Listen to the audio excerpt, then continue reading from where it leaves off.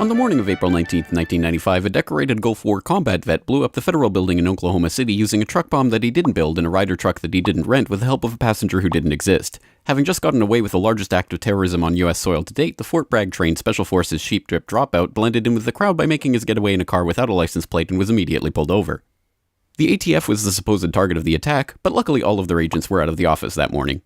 Later that day, the president boldly declared, "We will find the people who did this. And when we do, justice will be swift, certain, and severe." Except for John Doe number 2. John Doe number 2. John Doe number 2. who, according to the FBI, never existed. In McVeigh's unprecedented 3.5-week trial, the prosecution didn't show the CCTV footage of him and John Doe number 2 parking the Ryder truck. Didn't explain why 24 separate witnesses mass hallucinated the existence of John Doe number 2. Didn't explain why the government was testing truck bombs and the Army was storing Ryder trucks at Camp Gruber right before the bombing, and didn't talk to the FBI informants who blew the whistle on the plot. But they did collaborate with the CIA, and they did convict McVeigh as the lone wolf bomber and Terry Nichols as his bomb-constructing accomplice. Still, a bunch of crazy conspiracy theorists, including 300 bombing victims, insist on talking about facts and evidence and refuse to simply believe what they've been told a million times by people in tailored suits with well-coiffed hair.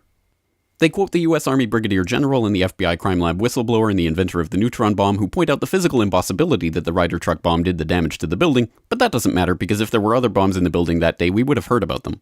The second explosive was found and defused. I think he said another bomb. The Justice Department is reporting that a second explosive device has been found. They then found a third device, which was also larger than the first. And I see another bomb truck going, so apparently they're going to try to get out that third bomb. The FBI claims to have lost the footage showing McVeigh and John Doe number 2 parking the truck in front of the Murrah building that morning, but that's understandable because the Bureau has a lot of important evidence to store. Terry Nichols insists the FBI was involved in the plot, but thankfully a judge has saved us the trouble of listening to him by preventing lawyers from deposing him. There was a bomb squad truck parked across the street 2 hours before the blast, but that just shows the authorities were prepared for anything. And other documents obtained by 2020 show that someone called the Executive Secretariat's office at the Justice Department in Washington and said the Murrah building had been bombed. But this was 24 minutes before the blast. But that just shows the public was unusually vigilant that morning. Also, apparently, before the bombing, Governor Frank Keating's brother, Mark, had been working on a novel about a terrorist bombing in Oklahoma City. Stranger still, one of the characters in the novel was named Thomas McVeigh. But that's probably just a coincidence. McVeigh wrote a letter to his sister where he admitted to being a secret Special Forces operative, and he complained to friends of the pain in his ass from an Army-implanted microchip, but that's crazy because if he didn't actually leave the Army in 1991, there would be proof of that.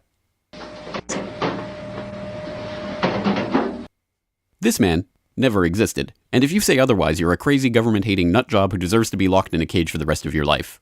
Likewise, him, her, them, her, and him. And him and him. McVeigh was not executed on May 16, 2001 as scheduled because the FBI had failed to turn over thousands of pages of evidence to McVeigh's defense attorneys. But the execution went ahead on June 11th. In a highly unusual and secret agreement, no autopsy was performed. One witness said he was still breathing, and the prison officials admitted his hearse was a decoy. Then, the case was officially closed. This is the story of OKC as told to you by the same truth-tellers behind perhaps a profoundly lonely man who craved attention but found consolation in doing good. And the helicopter we were traveling in was forced down after being hit by an RPG. And we're with the rebels. And he said, "Oh, you're with the rebels?" And they started beating him. "Oh, you're with the rebels? Don't you support Bashar?" And if you question any part of this story, you are a paranoid wingnut birther, truther, tenther, prepper conspiracy loon who should feel guilty for having been born. If you love baseball, fluffy kittens, hot dogs, Barbie, Star Wars, and freedom, you will never ever bring up any of these points ever again. Ever. This message has been brought to you by the friends of the FBI, ATF, DOJ, CIA, SPLC, MSM, and the US Army. And remember, ignorance is strength.